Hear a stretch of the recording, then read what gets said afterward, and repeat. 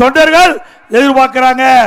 ஆட்சி அதிகாரத்தில் பங்கு வேணும், போட்டியிடுவதற்கு அதிக வேட்பாளர் நிறுத்துவதற்கு காங்கிரஸ் கட்சியின் சார்பா இடங்கள் வேண்டும் என்று இப்பொழுது பிரச்சனையை எழுப்பிட்டாங்க. தினந்தோறும் பத்திரிகையில் ஊடகத்தில் வருகின்ற செய்தி இன்றைக்கு காங்கிரஸ் திமுக தேர்தல் வரை கூட்டணி நிலைக்குமா நிலைக்காதா என்று கேள்விக்குறியாகிவிட்டது. அப்படித்தானே? உண்மைதானே? இதே திரு ஸ்டாலின் என்ன பேசினாரு 2 மாசத்துக்கு முன்பு? எடப்பாடி பழனிசாமி கடையை விரிச்சு வச்சிட்டு இருக்காரு, கூட்டணிக்கு யாரு வரலினாரு. திரு ஸ்டாலின் அவர்களே, எங்கள் தலைமையிலே இருக்கின்ற கூட்டணி வலிமையான கூட்டணி, உண்மையான கூட்டணி. எங்க கூட்டணி ஒருவருக்கொருவர் விட்டு கொடுத்து மக்கள் விரோத திமுக ஆட்சி அகற்ற வேண்டும் என்பதற்காக அமைக்கப்பட்ட கூட்டணி. உங்க கூட்டணி அப்படி இல்ல, சுயநலம் நிறைந்த கூட்டணி. அதனாலதான் முன்கூட்டியே காங்கிரஸ் கட்சி திமுகவுடைய நிலைமை தெரிஞ்சு ஆட்சியில பங்கு வேணும்னு இப்பவே குரல் கொடுத்துட்டாங்க. பிறகு விடுதலை சிறுத்தை அப்படியே பட்டும் படாதையும் அவர்களும் ஆட்சியில பங்கு இருந்தா பரவாயில்ல அப்படின்னு கேட்கிற அளவுக்கு வந்துட்டாங்க. இப்ப ஒரு புதுசா ஒரு கட்சி போய் சேர்ந்து இருக்குது. என்ன கட்சின்னு தெரியுமில்ல? அந்த அம்மா 1 மாசத்துக்கு முந்திய அவருடைய மாநாடு நடத்தினாங்க. அதுல துணை முதலமைச்சர் வேணும் கேக்குது. இது துணை முதலமைச்சர். ஆக இப்படி இருக்கிற கட்சியெல்லாம் ஒன்னா சேர்ந்துதான் கூட்டணி அமைச்சிருக்கிறாங்க. ஆனா நம்முடைய கட்சி, நம்முடைய அண்ணா திமுக தலைமையில் அமைக்கப்பட்ட தேசிய கூட்டணி அப்படி அல்ல.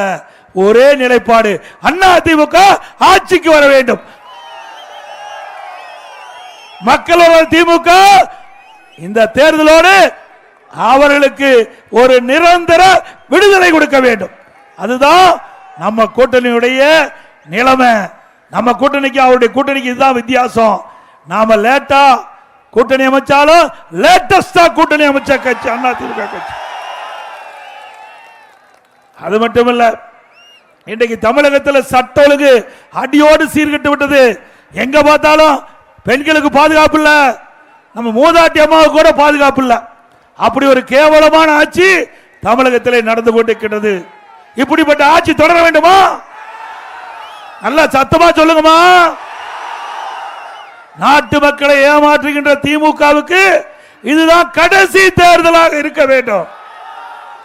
தேர்தல் நேரத்தில் 525 அறிவிப்புகளை வெளியிட்டு இன்னைக்கு மக்களை ஏமாற்றி ஆட்சிக்கு வந்த பிறகு பல அறிவிப்புகள் இன்னும் நிறைவேற்றவில்லை. திராவிட முன்னேற்ற கழக தேர்தல் நேரத்தில் கொடுக்கப்பட்ட வாக்குறுதியில 4/1 வாக்குறுதி தான் நிறைவேற்றிருக்கிறாங்க. எஞ்சிய வாக்குறுதி இதுவரைக்கும் நிறைவேற்றல. பலமுறை திராவிட முன்னேற்ற கழகம் கொடுக்கப்பட்ட வாக்குறுதிக்கு வெள்ளை அறிக்கை விடுங்க, எவ்வளவு வாக்குறுதி நிறைவேற்றப்பட்டு நாட்டு மக்கள் தெரிந்து கொள்ள வேண்டும் என்று கோரிக்கை வச்சாங்க. இதுவரைக்கும் பதிலே இல்லை. இன்றைக்கு வந்திருக்கிறீங்க, இதெல்லாம் கிராமம் நிறைந்த பகுதியா சொன்னாங்க. இந்த பகுதியில் பெரும்பாலும் விவசாய தொழிலாளிகள், நம்முடைய தாய்மார்கள், நம்முடைய விவசாய தொழிலாளிகள், அவர்கள் 100 நாள் வேலை திட்டத்தை 150 நாளா உயர்த்தினாங்களா? இன்றைக்கு மத்தியில் நம்ம ஆட்சியில் இருந்தாலும் இல்லாவிட்டாலும் அந்த மக்களுடைய கோரிக்கையை ஏற்று மத்திய அரசுக்கு அழுத்தம் கொடுத்து 100 நாள் வேலை திட்டத்தை 125 நாளா நாம அண்ணா திமுக உயர்த்தி இருக்குது, பாரதிய ஜனதா அரசாங்கம் உயர்த்தி இருக்குது. ஆனா திமுக அதுக்கு போராட்டம் நடத்துறாங்க. இவர்கள் கொடுக்கப்பட்ட வாக்குறுதி இவர்களால் நிறைவேற்ற கையிலாகல. ஆனா மத்திய அரசு நாம் வைத்த வேண்டுகோள்படி நிறைவேற்றி கொடுத்தா அதுக்கு போராட்டம் நடத்துறாங்க. இந்த 100 நாள் 125 நாட்களாக உயர்த்தப்பட்டு அதுக்கு பணி பாதுகாப்பு. நீ யாரோ 100 நாள் வேலை திட்டத்தை ரத்து செய்யவே முடியாது. உங்களுக்கு பணி பாதுகாப்பு அதிகாரம் கொடுத்திருக்கிறாங்க. இன்னைக்கு அந்தந்த ஊராட்சியே என்ன பணியை எடுத்துக்கொள்ளலாம், எந்த இடத்துல எடுத்துக்கொள்ளலாம் அப்படின்னு அதிகாரத்தை கொடுத்துட்டாங்க. ஒரு 100 நாள் வேலை 125 நாள் வேலை திட்டத்தில் பணிபுரிகின்ற அந்த ஊழியர்களுக்கு 15 நாள்ல பணம் பட்டுவாடா பண்ண வேணும். அந்த உத்தரவையும் மத்திய அரசு போட்டிருக்குது.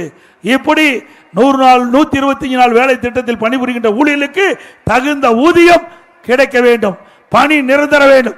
அதையெல்லாம் செய்து கொடுத்தது மத்திய அரசு. அண்ணா திமுக வேண்டுகோளை ஏற்று மீண்டும் அண்ணா திமுக ஆட்சிக்கு வந்த உடனே 125 நாள் வேலை திட்டத்தை 150 நாளாக உயர்த்தப்படும். அது மட்டுமல்ல, இன்றைக்கு 10 அறிவிப்புகளை நான் அருமையா அறிவிச்சிருக்கிறேன். இன்றைக்கு ஒவ்வொரு குடும்ப அட்டையில் இருக்கின்ற அந்த குடும்ப தலைவிக்கு மாதந்தோறும் 2000 ரூபாய் வங்கி கணக்கில் வைக்கப்படும்.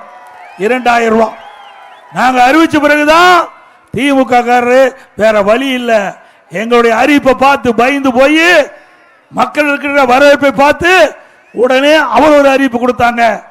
நாங்க 3 மாத உரிமை தொகை முன்பணமா கொடுக்கிறோம், கோடை காலத்துக்கு 2000 ரூபாய் கொடுக்கறோங்கிறாங்க. ஏன் முத கொடுக்கல? இது வருஷம் கொடுத்தாங்களா? இது வரைக்கும் மக்களை பத்தி சிந்திச்சாங்களா? நம்ம ஏழை தாய்மார்களை பத்தி சிந்திச்சாங்களா? தேர்தல் வருது, அதனால அவருடைய வாக்கு தேவை. அதனால பிப்ரவரி மார்ச் ஏப்ரல்ல கொடுக்க வேண்டிய உரிமை தொகை முன்பணமா கொடுத்தாங்க. கோடை காலத்துக்கு 2000 ரூபாய் கொடுக்கறாங்களாம். இது வரைக்கும் வெயிலே வரல, தமிழகத்தில் கோடையே வரல. இந்த ஆட்சி வந்த பிறகு 22வது வருஷம் கோடை, 23வது வருஷம் கோடை காலம், 24வது வருஷம் கோடை காலம், 25வது வருஷம் கோடை காலம். அப்பொழுதெல்லாம் இந்த ஏழை தாய்மார் கண்ணுக்கு தெரியல ஸ்டாலினுக்கு. இப்ப தேர்தல் வருதுனால அந்த கோடை காலத்தில் 2000 ரூபாய் கொடுப்பேன் என்று கொடுத்திருக்கிறார். உங்களுக்கு சும்மா கொடுக்கலீங்க, உங்களுடைய வாக்குக்கு விலை பேசி கொடுக்கப்பட்ட அரசாங்கம் திமுக அரசாங்கம். இன்னைக்கு உண்மையிலேயே திராவிட முன்னேற்ற கழகம் ஆட்சிக்கு வந்தவுடனே மாதந்தோறும் 1000 ரூபாய் உரிமை தொகை கொடுத்திருக்கணும், கொடுக்கவே இல்லை. 28 மாதம் தொடர்ந்து நான் பிரதான எதிர்க்கட்சி என்ற முறையில் சட்டமன்றத்தில் குரல் கொடுத்தேன். இன்றைக்கு 50 லட்சத்துக்கு மேற்பட்டவர்கள் இன்றைக்கு நம்முடைய ஏழை தாய்மார்கள், அவர்களிடத்தில் 100 நாள் வேலை திட்டத்தில் பணிபுரிகின்றவர்களுக்கு கொடுக்கப்பட்ட வாக்குறுதி நிறைவேற்றல. அதே போல தேர்தல் நேரத்தில் கொடுக்கப்பட்ட வாக்குறுதி 1000 ரூபாய் மாதந்தோறும் குடும்ப தலைவியினுடைய வங்கிக்கு அனுப்பப்படும் என்று இதுவரைக்கும் அனுப்பல, கொடுக்கல. உடனே நீங்கள் கொடுக்கப்பட்ட வாக்குறுதியை நிறைவேற்ற வேண்டும் என்று தொடர்ந்து கோரிக்கை கொடுத்தோம். அண்ணா திமுக சட்டமன்ற உறுப்பினர் சட்டமன்றத்தில் கேள்வி எழுப்பணும், வேற வழி இல்லாம 1000 ரூபாய் சாயில் கொடுத்தார். இந்த தாய்மார்கள் படுகின்ற கஷ்டத்தை பார்த்து கொடுக்கல, நாங்க கொடுத்த அழுத்தத்துல தான் உங்களுக்கு 1000 ரூபாய் கிடைச்சது. இப்ப என்ன சொல்றாரு? தேர்தல் வர்றதுனால அந்த 1000 ரூபாயை நிறுத்திடும் சொல்றாரு உரிமை தொகையை. அப்படின்னா 2024ஆம் ஆண்டு நாடாளுமன்ற தேர்தல் வந்தது, நிறுத்தி இருக்க வேண்டும்ல, நிறுத்தல. மக்களிடத்தில் பொய்ய சொல்லி ஓட்டுகளை பெறுவதற்கு தந்திரமா திரு ஸ்டாலின் சொல்லுகின்ற காரணம் சிந்திச்சு பாருங்க. ஆன்லைன் ஸ்கீம் அப்படின்னா தொடர்ந்து நடைபெற்று கொண்டிருக்கின்ற அந்த திட்டம் எந்த அரசாங்கமும் நிறுத்த முடியாது. அப்படி இருக்கின்ற பொழுது இதை ஒரு காரணம் காட்டி இன்றைக்கு இந்த 5000 ரூபாய் குடும்ப தலைவிக்கு 5000 ரூபாய் கொடுத்திருக்கிறார். இந்த 3 மாசத்துக்கு உங்களுக்கு பணம் வராது. பிப்ரவரி வராது, மார்ச் வராது, ஏப்ரல் வராது. மேல அண்ணா திமுக ஆட்சி உங்களுக்கு குடும்பத்துக்கு 2000 ரூபாய் வரும். அது மட்டுமல்ல, இன்றைக்கு நம்முடைய தாய்மார்களுக்கு ஆண்டுக்கு 3 சிலிண்டர் கொடுக்கப்படும். 3 சிலிண்டர் விலை இல்லாம கொடுக்கப்படும். அதோட இன்றைக்கு ஆண்கள் தான் நகர பேருந்தில் கட்டணம்லாம் பயணம் பண்ணிட்டு, பெண்கள் தான் கட்டணம்லாம் பயணம் பண்ணிட்டு இருக்காங்க. இனிமேல் ஆண்களும் நகர பேருந்துல கட்டணம் இல்லாமல் பயணம் செய்யலாம். நீங்க குடும்பத்தில் கணவன் மனைவி போறாங்க, அப்புறம் மனைவிக்கு டிக்கெட் கிடையாது, கணவனுக்கு டிக்கெட் எடுக்கணும். இனி அவர்கிட்ட வேலையே இல்லை. கணவனும் மனைவியும் நகர பேருந்தில் பயணம் செய்கின்ற பொழுது 2 பேர்களுக்குமே கட்டணம் இல்லாம பயணம் செய்யலாம். அதோட பட்டியலின மக்கள், ஏழை மக்கள், வீடு இல்லாதவர்களுக்கு அரசாங்கமே வீட்டு நிலத்தை வாங்கி அற்புதமான காங்கிரீட் வீடு கட்டப்படும். அதோட பட்டியலின மக்கள், குடும்பத்தில் வயது வந்தவர்கள், ஆண் பிள்ளை திருமணமாகி தனி குடித்தனம் போகின்ற பொழுது அவளுக்கு வீட்டு மனை இல்ல, வீடு இல்ல, இனி அந்த கவலை வேண்டாம். அண்ணா திமுக அரசு அமைந்தவுடன் திருமணமாகி தனி குடித்தனம் போகின்ற பட்டியலினத்தை சேர்ந்த அந்த சகோதரர்களுக்கு நாங்களே இடம் வாங்கி அற்புதமான காங்கிரீட் வீடு மக்களுக்கு கட்டி கொடுக்கப்படும். இன்னைக்கு ஒவ்வொரு தீபாவளி வருகின்ற பொழுதும் நம்முடைய தாய்மார்கள் தீபாவளி பண்டிகை சிறப்பாக கொண்டாடுவதற்கு எல்லா தாய்மார்களுக்கும் பட்டுச்சாலை வழங்கப்படும். நம்முடைய சகோதரிகள் பணிக்கு செல்கிற வேலைக்கு போறாங்க, குறித்த நேரத்துக்கு போகணும். சில இடத்துல பேருந்து இருக்குது, சில இடத்துல பேருந்து வசதி கிடையாது. குறித்த நேரத்தில் போறது அளவுக்கு பேருந்து கிடையாது. அப்படிப்பட்ட காலகட்டத்தில் உரித்த நேரத்தில் அங்க பணிக்கு போக, பணி முடிஞ்சு வீடு திரும்ப அம்மா இருசக்கர வாகனம் 5 லட்சம் பேருக்கு கொடுக்கப்படும். 5 லட்சம் பேருக்கு கொடுக்கப்படும். அந்த அம்மா இருசக்கர வாகனம் வாங்கிட்ட நம்முடைய சகோதரிகளுக்கு 25,000 ரூபாய் மானியம் கொடுக்கப்படும். அதோட முதியோர் உதவித்தொகை 2,000 ரூபாய் உயர்த்தி வழங்கப்படும். மாணவர்கள் வங்கியில் வாங்கிய கடன் ரத்து செய்யப்படும். அதோட நம்முடைய ஜல்லிக்கட்டு, அந்த ஜல்லிக்கட்டில் ஈடுபடுகிற அந்த விளையாட்டிலே ஏதாவது உயிர் சேதம் ஏற்பட்டால் அவளுக்கு 10 லட்சம் ரூபாய் குடும்பத்துக்கு கொடுக்கப்படும். சிறுபான்மை வகுப்பை சேர்ந்த மகளிருக்கு தொழில் துவங்க கடன் உதவி, அவருடைய வாங்கிய கடன், அதை வட்டி கடன் தள்ளுபடி செய்யப்படும். அதோட நடைபாதையில் வைத்திருக்கிற கடைக்காரருக்கு வாங்கிய கூட்டுறவு வங்கியில் வாங்கிய கடன் தள்ளுபடி செய்யப்படும். புதிய ஆட்டோ வாங்கலுக்கு 75,000 மானியம் கொடுக்கப்படும்.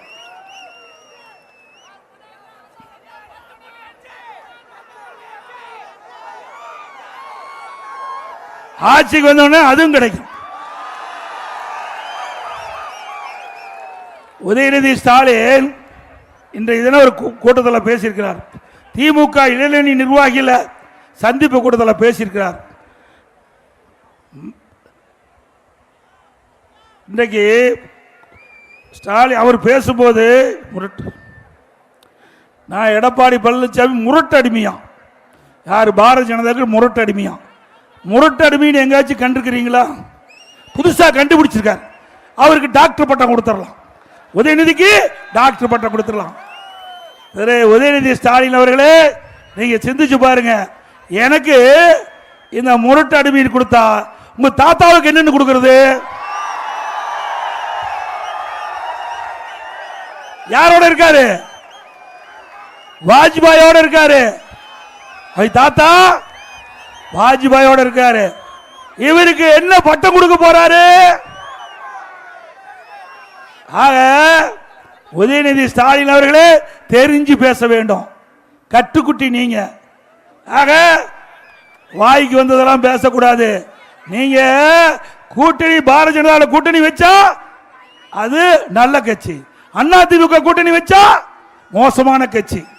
ஏங்க, அரசியல்ல ஒவ்வொரு தேர்தல் வருகின்ற பொழுது அந்த வாக்குகள் சிந்தாம சிதறாம கூட்டணி அமைச்சு வேட்பாளர் நிறுத்தி வெற்றி பெறுவது எல்லா கட்சியிலும் இருக்குது. இப்போ அதிமுக கட்சியில் யாரெல்லாம் கூட்டணி வச்சாங்களோ அவங்க திமுக கட்சியில் இப்போ கூட்டணி இருக்கிறாங்க. திமுக கட்சியில் யாரெல்லாம் கூட்டணி அங்கம் வச்சாங்களோ அவங்க அதிமுக இருக்கிறாங்க. ஆக தேர்தலுக்கு தேர்தல் மாறுபடும். அதை வைத்துக் கொண்டு இன்றைய தினம் உதயநிதி ஸ்டாலின் பேசுறார். ஆகவே நான் முரட்டு அடிமை இல்லை.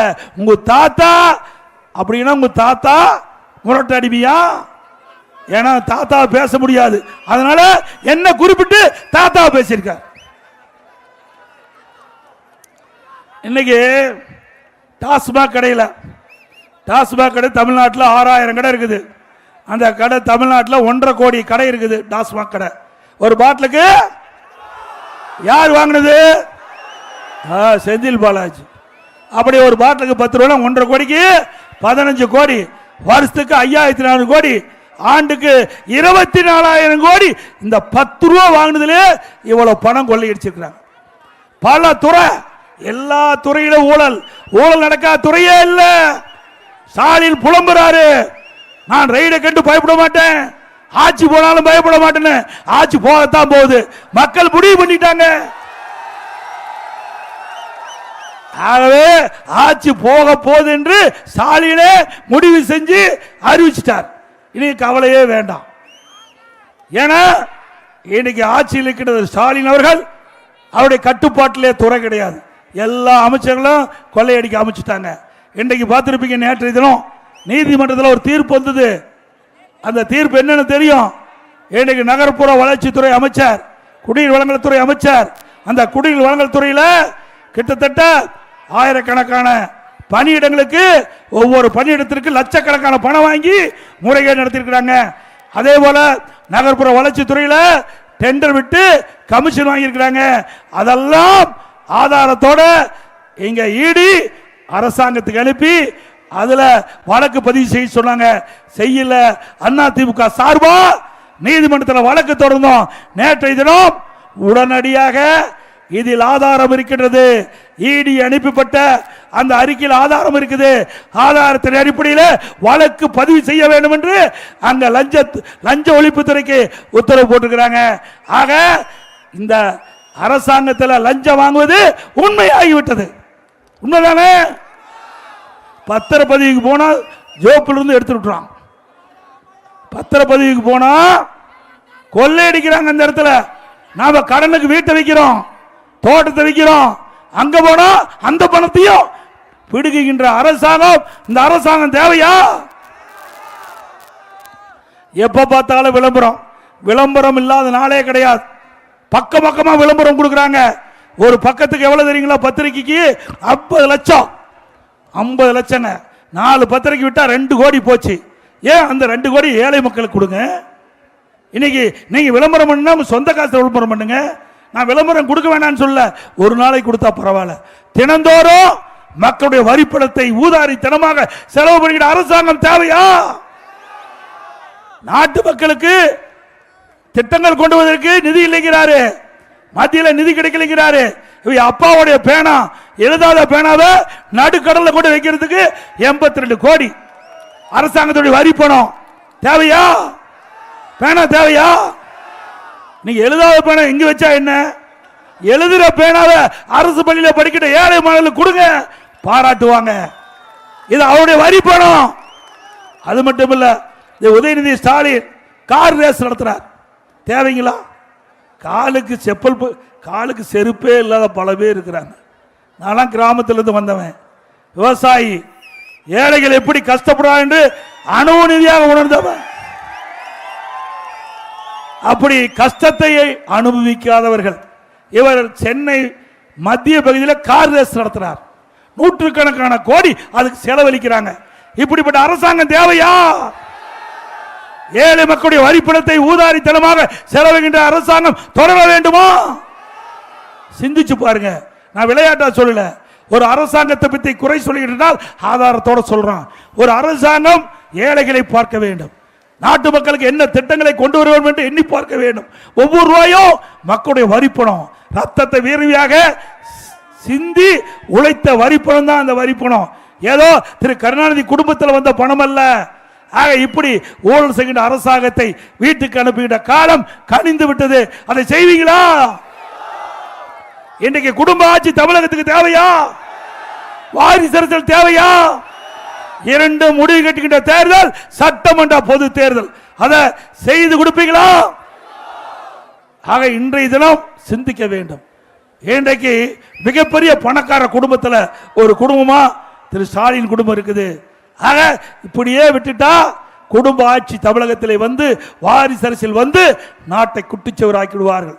ஆகவே இந்த தேர்தலை விழிப்போடு இருந்து நீங்கள் அதிமுக கூட்டணி வெற்றி பெற செய்ய வேண்டும். அது மட்டுமல்ல, இந்த ஆட்சி வந்த பிறகு மின் கட்டணம் உயர்வு, சொத்து வரி, வீட்டு வரி உயர்வு, கடவரி உயர்வு, அதோட குப்பைக்கு வரி போட்டாங்க. இப்படி வரி மேல் வரி போட்டு மக்களை வாட்டி வதைக்கின்ற அரசாங்கம் மீண்டும் வேண்டுமா? அதோட இன்றைக்கு கொடுக்கப்பட்ட வாக்குறுதி எதுவுமே நிறைவேற்றல. எல்லாம் போராட்டம் ஆரம்பிச்சுட்டாங்க. விவசாயிகள் ஒரு பக்கம் போராட்டம், செவிலியர் ஒரு பக்கம் போராட்டம், தூய்மை பணியாளர்கள் ஒரு பக்கம் போராட்டம், சத்துணவு அமைப்பாளர் ஒரு பக்கம் போராட்டம். தமிழகம் ஒரு போராட்ட களமாக இன்றைக்கு மாறிவிட்டது. ஆக கொடுக்கப்பட்ட வாக்குறுதியை நம்பி மக்கள் வாக்களிச்சாங்க, ஆட்சிக்கு வந்தாங்க. ஆனால் அதை நிறைவேற்றாத காரணத்தினால 5 ஆண்டு நிறைவு பெறுகின்ற இந்த சூழ்நிலையில் எங்களுக்கு கொடுக்கப்பட்ட வாக்குறுதியை நிறைவேற்றல் என்று வீதிக்கு வந்து போராடுகின்ற சூழ்நிலை இந்த ஆட்சியிலே பார்க்கப்படுகிறது.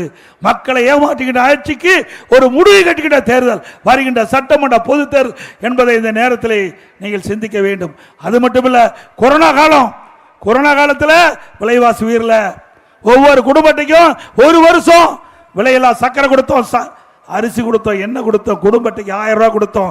தை பொங்கல் வந்தது, எல்லா குடும்பத்துக்கும் முதல் 2500 ரூபாய் கொடுத்தது அதிமுக அரசாங்கம். இன்னைக்கு கொரோனா காலத்தில் வேலை வாய்ப்பு இல்லை, அதை எண்ணி பார்த்து பொங்கல் தொகுப்போடு கொடுத்தோம். இது அதிமுகவுடைய ஆட்சி. அந்த காலத்தில் அப்படி ஒரு அற்புதமான ஆட்சி கொடுத்தோம். அந்த காலகட்டத்தில் மாணவர் மன உளைச்சல் இருந்தாங்க. அவர்களெல்லாம் ஒரு வருடம் வீணா போயிட்டு சொன்னாங்க. அவருடைய கோரிக்கையை ஏற்று ஆல் பாஸ் போட்டு கொடுத்தோம். கல்லூரியில் படிக்கின்ற மாணவர்களுக்கு ஆன்லைன்ல தேர்வு வச்சு அவர்களும் தேர்ச்சி பெற்றாங்க. மாணவனுடைய குறையிலையும் போக்கி அரசாங்கம் அதிமுக அரசாங்கம் இப்படி மக்களுக்காக சேவை செய்து, அது மட்டும் இல்ல கிராமம் நிறைந்த பகுதி, இந்த பகுதியில் ஏரி குளம் குட்டை எல்லாம் தூர்வாரி குடிமராமத்து திட்டத்தை கொண்டு வந்து நிறைவேற்றப்பட்ட அரசாங்கம் அதிமுக அரசாங்கம். பெய்கின்ற மழை நீர் ஒரு சொட்டு நீர் கூட வீணாகாம முழுவதும் தேக்கி வைத்து கோடை காலத்தில் விவசாயத்திற்கு தேவை நீர், நிலத்தடி நீரை உயர்த்தி குடிப்பதற்கு தேவை நீரை கொடுத்த அரசாங்கம் அதிமுக அரசாங்கம். அதையும் தடுத்து நிறுத்திட்டாங்க. விவசாயிகளுக்கு மும்முனை மின்சாரம் 24 மணி நேரம் பம்பு செட் இயங்கும், அந்த உத்தரவையும் ரத்து செய்த அரசாங்கம்.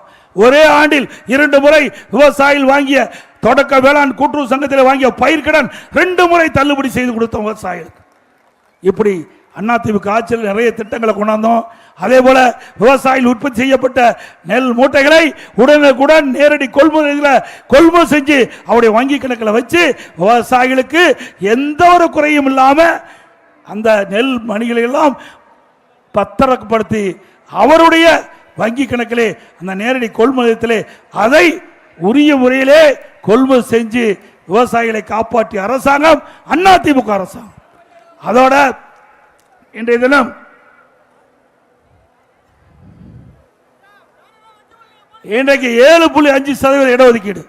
இன்றைக்கு அரசு பள்ளியில் படிக்கின்ற மாணவர்கள் அவெல்லாம் ஏழைகள். அந்த ஏழை குடும்பத்தை சேர்ந்த அரசு பள்ளியில் அதிகமாக படிக்கிறாங்க.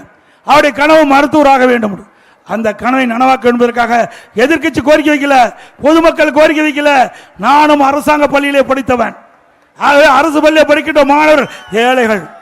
அவருடைய கனவு நனவாக என்பதற்காக 7.5% உள்ளிடஒதுக்கீடை கொண்டு வந்து சட்டம் இயற்றப்பட்டு அமுல்படுத்தப்பட்டு அதை நிறைவேற்றி இன்றைய தினம் 3000 பேர் அரசு பள்ளியை படித்த நம்முடைய மாணவர்கள் மருத்துவ கல்வி கிடைக்குது. அந்த மருத்துவ கல்வி இடம்பெற்றவர்கள் ஏழை குடும்பத்தை சேர்ந்தவர்கள். மருத்துவ கல்வி கட்டணம் கட்ட முடியல, அதை அரசாங்கமே மருத்துவ கல்வி கட்டணத்தை செலுத்தும் என்ற அறிவிப்பை கொடுத்து அதை நிறைவேற்றி கொடுத்து இன்றைக்கு ஏழைகள் குடும்பத்திலே பிறந்த மாணவ மாணவி மருத்துவராகக்கூடிய சூழ்நிலையை உருவாக்கி தந்த அரசாங்கம் அதிமுக அரசாங்கம். ஒரே ஆண்டில் 11 அரசு மருத்துவக் கல்லூரி, 68 கலை மற்றும் அறிவியல் கல்லூரி, 10 ஆண்டுல 21 பாலிடெக்னிக் கல்லூரி கொடுத்தோம். 5 இன்றைக்கு கால்நடை மருத்துவக் கல்லூரி ஆராய்ச்சி நிலையம், 4 பொறியியல் கல்லூரி, 4 வேளாண்மை கல்லூரி, 7 சட்டக் கல்லூரி. இப்படி கல்லூரிகளை திறந்து கிராமத்தில் வாழ்கின்ற ஏழை எளிய ஒடுக்கப்பட்ட நசுக்கப்பட்ட தாழ்த்தப்பட்ட கடை கோட்டில் இருக்கிற குடும்பத்தில் வாழ்கின்ற மாணவ மாணவி கூட பட்டப்படிப்பு படிக்கக்கூடிய குறைந்த கட்டணத்திலே பட்டப்படிப்பு கிடைக்கக்கூடிய சூழ்நிலையை உருவாக்கியது அரசாங்கம் அதிமுக அரசாங்கம். இன்னைக்கு அதிக பேர் படிக்கிறான்னு சொன்னா காரணம் அதிமுக. சிந்திக்க வேறும் இளைஞர்கள் ஏதோ ஆசைப்படுறீங்க, யாரோ புது புது கட்சி நடத்துறாங்க, அவர்களா அதை செஞ்சாங்களா? ஏழை மாணவர்கள் பட்டப்படிப்பு படிக்கக்கூடிய சூழ்நிலையை உருவாக்கி தந்தது பொன்மன செம்மல் புரட்சி தலைவர் எம்ஜிஆர். அந்த வழியில் வந்த மாண்புக அம்மாவுக்கு பிறகு அம்மாவுடைய அரசாங்கம் இன்றைக்கு நம்முடைய மாணவர்களுக்கு கல்வி செல்வத்தை அழியா செல்லும் கல்வி செல்லும். இன்னைக்கு எத்தனையோ செல்வம் இருக்குது, அந்த செல்வமெல்லாம் நிலைக்காது. ஆனால் நம் உயிர் இருக்கின்ற வரை நம்மோடு இருக்கின்ற ஒரே செல்வம் கல்வி செல்லும். அந்த கல்வி செல்வத்தை நம்முடைய இளைஞர்களுக்கு கொடுத்த ஒரே அரசாங்கம் அதிமுக அரசாங்கம். இளைஞர்கள் அதை எண்ணி பார்க்க வேண்டும்.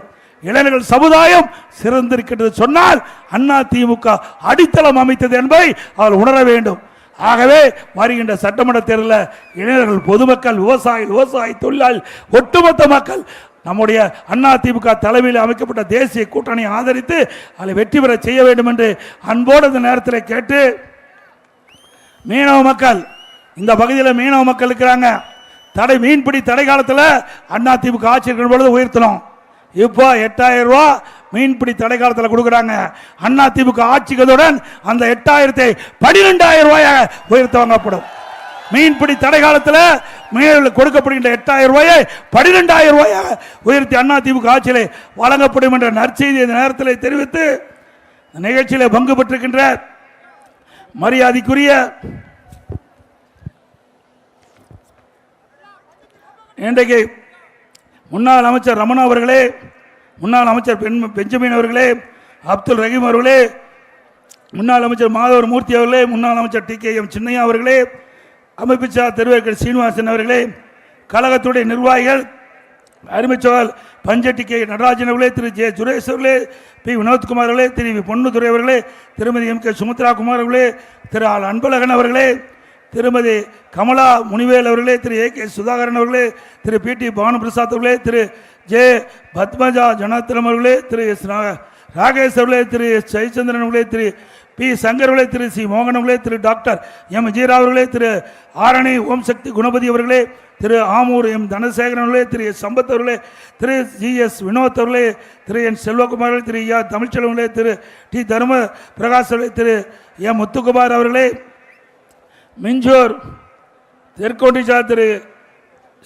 திரு M சுந்தரவனம் வடக்கொண்டிச்சார் அவர்களே, திரு AM தயாளன் அவர்களே, திரு V பட்டாபிராமன் அவர்களே, மாண்பும் நம்ம கூட்டணி கட்சி சேர்ந்த பாரதிய ஜனதா கட்சி சேர்ந்த கிழக்கு மாவட்டத்தில் திரு S சுந்தரம் அவர்களே, BJK உள்ளாட்சி மேம்பாட்டு பிரிவு மாநிலத்தில் திரு M பாஸ்கரன் அவர்களே, பாமக திருவள்ளூர் மாவட்ட திரு VM பிரகாஷ் அவர்களே, பாமக தொகுதி தேர்தல் பொறுப்பாளர் திரு சுதாகர் அவர்களே, அம்மா மக்கள் முன்னேற்ற கழக திருவள்ளூர் கிழக்கு மாவட்ட திரு PV சங்கராஜ் அவர்களே, தமாக திருவள்ளூர் வடக்கு மாவட்டத்தில் திரு S சேகர் அவர்களே, புரட்சி பாரதம் திருவள்ளூர் வடக்கு மாவட்ட திரு புதுவாயில் சரவணன் அவர்களே மற்றும் ஐஜே கட்சி சேர்ந்த நிர்வாகிகளே, நம்ம கூட்டணியில் அங்கமைக்கின்ற கட்சியுடைய நிர்வாகிகளே, தொண்டர்களே, பெரியவர்களே, தாய்மார்களே, அனைவருக்கும் என்னுடைய முதற்கண் நன்றி கலத்தை வணக்கத்தை தெரிவித்து வருகின்ற சட்டமன்ற தேர்தலில் நம்முடைய கூட்டணியுடைய வெற்றி வேட்பாளராக போட்டியிடுவதற்கு நம்முடைய கட்சி சார்பாக போட்டியிட்டா இரட்டை சின்னத்தில் வாக்களித்து வெற்றி பெற செய்யும்.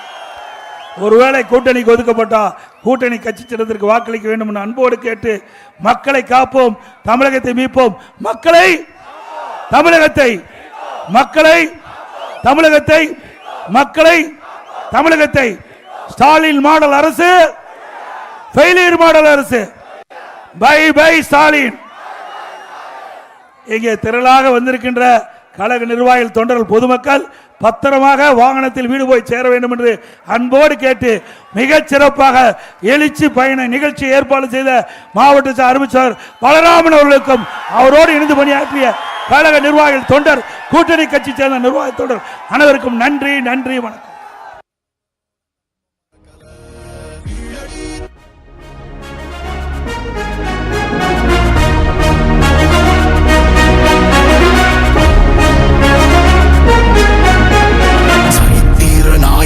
சாமானிய நாயகன், தமிழக தாய மீட்க உறுதி கொண்ட ஒரு மகன். அடித்தட்ட பார்த்தவன், அரியணையும் பார்த்தவன், புரட்சி தலைவி வழி புலியனவே நடந்தவன்.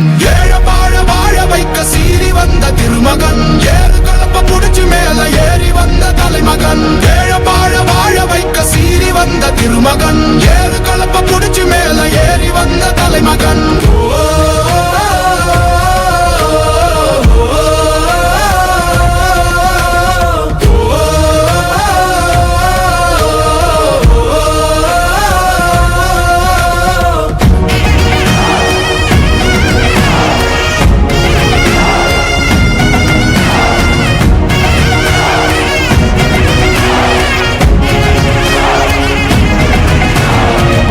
தமிழர் எழுச்சி பயணம் புயலா உருவாச்சே, பல வருஷம் கழிச்சு நினைச்ச கனவு நிஜமா நடந்தாச்சே. புரட்சி தமிழர் எழுச்சி பயணம் புயலா உருவாச்சே, நம்ம சேரும் போது வெற்றி வந்து விழுந்தாச்சே. மக்களை காப்போம், தமிழகத்தை மீட்போம், மக்களை